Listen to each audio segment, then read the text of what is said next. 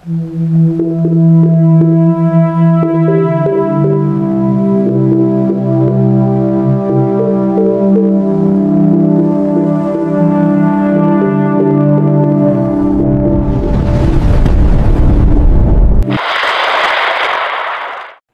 araw po sa inyong lahat. Ang ulat na ito ay naglalaman ng pinakabagong impormasyon patungkol sa lagay ng panahon ngayong Martes, ika-15 ng Hulyo taong 2025. Isang low pressure area ang ating minomonitor at may posibilidad na lumakas at maging bagyo. Kasalukuyang sitwasyon. Sa kasalukuyan, ang LPA ay patuloy na lumalakas at may malaking epekto sa kanlurang bahagi ng bansa. Hinihila nito ang hanging habagat na nagdudulot ng pag-ulan lalo na sa mga kanlurang rehiyon. Inaasahan ng patuloy na pag-ulan sa mga susunod na oras. Posibleng epekto. Kung lalakas ang LPA at magiging ganap na bagyo, magdudulot ito ng malakas na pag-ulan, pagbaha sa mabababang lugar, at malawakang pagkasira ng mga ari-arian at pananim. Batay sa mga satellite images, may posibilidad na maging isang malakas na bagyo o super typhoon ito. Landas ng bagyo. Batay sa aming mga obserbasyon, ang posibleng landas ng LPA, Bagyong Krising ay ang sumusunod. Inaasahang tatahak ito patungo sa silangang bahagi ng Luzon at posibleng maglandfall sa Babuyan at Batanes. Ang mga sumusunod na lugar ay inaasahang maaapektuhan: Silangang Luzon, Caramoan, Virac, Dilasag, Palanan, Santa Ana, Babuyan Group of Islands, at Batanes. Hilagang Luzon, Claveria, Bagao, Burgos, Cabugao, Lawag, Vigan. Banta ng bagyo. Ang LPA ay may malawak na sakop at malakas na hangin. Pinapalakas nito ang hanging habagat mula sa Antarctic Ocean at ang easterlies mula sa Pacific Ocean. Ang pagsasalubong ng mga hangin na ito ang nagpapalakas sa LPA. Pinapaalalahanan ng lahat na maging handa sa posibleng malakas na pag-ulan, pagbaha, at malakas na hangin. Ihanda ang mga kagamitan para sa paglikas kung kinakailangan. Mga nasa mabababang lugar at malapit sa mga ilog, mag-ingat sa posibleng pagbaha at pagguho ng lupa. Makipag-ugnayan sa inyong mga lokal na kinauukulan para sa mga update at abiso. Mga mangingisda at mga nasa karagatan, mag-ingat sa malalakas na alon at hangin.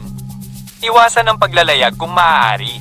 Naitalang pagbaha. May mga naitalang pagbaha kamakailan sa San Jose, Occidental Mindoro, Calamba, Laguna, at Commonwealth, Quezon City dahil sa malakas na hanging habagat. Dahil dito, lubos naming pinahahanda ang publiko sa posibleng malakas na pag-ulan at pagtaas ng tubig sa mabababang lugar. Babala, mag-ingat sa paglakas ng hanging habagat ngayong araw. Ang kanlurang bahagi ng Visayas ay lubhang maaapektuhan. Maging alerto at sundin ang mga abiso mula sa inyong lokal na pamahalaan at mga kinauukulan. Patuloy naming minomonitor ang sitwasyon at magbibigay ng mga update kung kinakailangan. Maging alerto at handa sa anumang posibleng panganib. Ingatan ang inyong mga sarili at pamilya.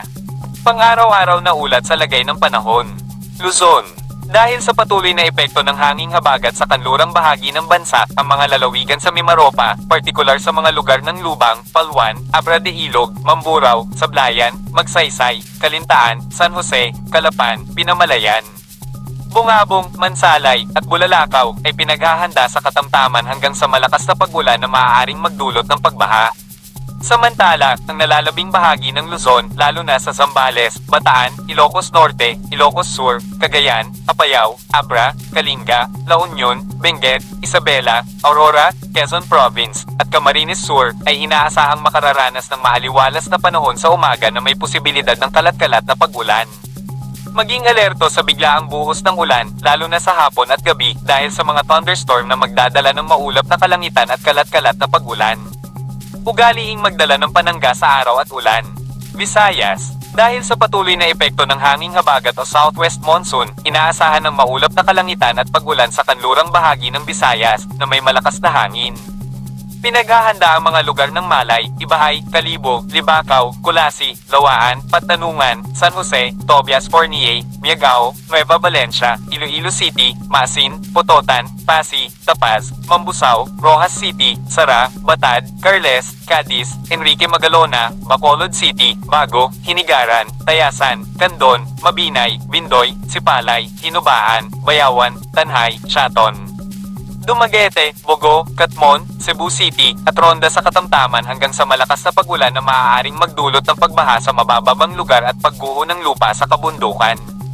Ang nalalabing bahagi ng Visayas ay inaasahan ng maaliwalas na panahon sa umaga na may tsansa ng kalat-kalat na pag-ulan, lalo na sa hapon at gabi dahil sa mga thunderstorm na dala ng LPA sa silangang bahagi ng bansa.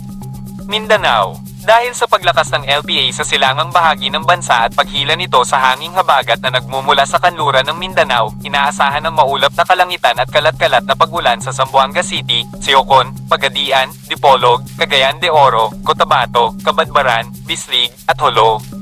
Pinaghahanda ang mga nabanggit na lugar sa biglaang buhos ng ulan. Ang nalalabing bahagi ng Mindanao ay makararanas ng maaliwalas na panahon sa umaga ngunit may inaasahang maulap na kalangitan at kalat-kalat na pag-ulan na may tumaas na epekto ng thunderstorm sa hapon at gabi. Palawan.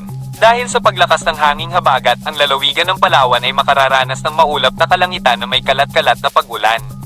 Sa Calayan Island, sa mga lugar ng New Busuanga, Bulwang, Minuet, Eren, Santo Niño, Coron, Malawig Terda, Olasi, Maclambay, Culyon, Damaypak, at Molpoc, inaasahan ng maulap na kalangitan at kung minsan ay malakas na hangin.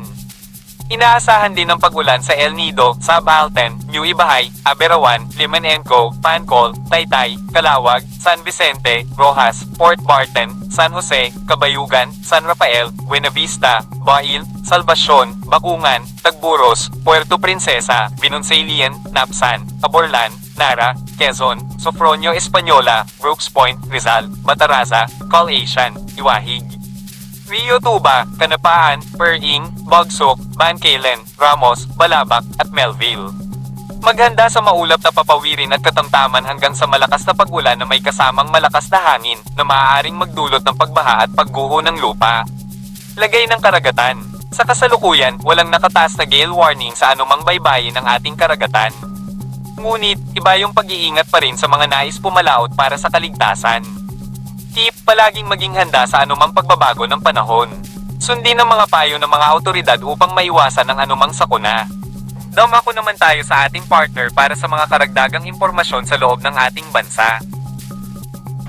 Para naman po sa taya ng panahon, dito po sa Luzon, maaliwalas po ang panahon natin sa malaking bahagi ng Luzon. No? Pero dito lang po sa may Occidental Mindoro at sa may Romblon, dyan po yung mga uulanin dahil sa habagat. Para po sa agwat ng temperatura, dito sa Metro Manila, 25 to 32 degrees Celsius, sa Tuguegarao 25 to 34, at sa Legazpi, 26 to 32 degrees Celsius. Para po sa Palawan, sa Visayas at Mindanao, sa Palawan po at sa mga kanlurang bahagi ng ating itong area na to, sila po'y uulanin dahil po sa habagat. Pero sa nalalabing bahagi naman ng Visayas, Mindanao ay maliwalas po yung ating panahon. Agwat ng temperatura dito sa Puerto Princesa, 25 to 31, sa Cebu, 25 to 32, at sa Davao, 24 to 33 degrees Celsius.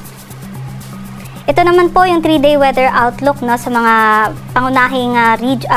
pangunahing cities ng ating bansa. Sa Metro Manila po at sa Legazpi, maliwalas po ang ating panahon pero may tsansa po ng mga pag-ulan sa pagdating ng Wednesday hanggang Thursday. Dito naman po sa Baguio City, maliwalas po ang panahon natin sa buong 3 araw na yun. Agwat ng temperatura sa Metro Manila, 25 to 32, sa Baguio, 17 to 23, at sa Legazpi, 26 to 32 degrees Celsius. Para naman po sa Visayas, sa Metro Cebu, at sa Tacloban, ang ating panahon ay maliwalas at pagdating naman po ng Wednesday to Thursday, uulanin din po sila doon. Sa Iloilo naman, dahil nga po sa habagat, no, uulanin po yung Tuesday to Thursday nila. Agwat ng temperatura sa Metro Cebu, 25 to 32 degrees Celsius. Sa Iloilo naman, 25 to 31 degrees Celsius. At sa Tacloban, 25 to 32 degrees Celsius. Lastly, dito naman po sa Mindanao, sa Metro Davao, siya po ay magkakaroon ng maliwalas na panahon at sa Wednesday naman to Thursday ay uulanin sila, posible po dahil po dun sa LPA. Sa Cagayan de Oro at Zamboanga City naman ay buong Tuesday hanggang Thursday uulanin po sila dahil naman po sa habagat. Agwat ng temperatura dito sa Metro Davao, 24 to 33 degrees Celsius. Cagayan de Oro City, 24 to 32 degrees Celsius at Zamboanga City naman, 25 to 32 degrees Celsius. Sa Kalakhang, Maynila, ang araw po ay lulubog mamayang 6:29 PM at sisikat naman ang 5:35 AM.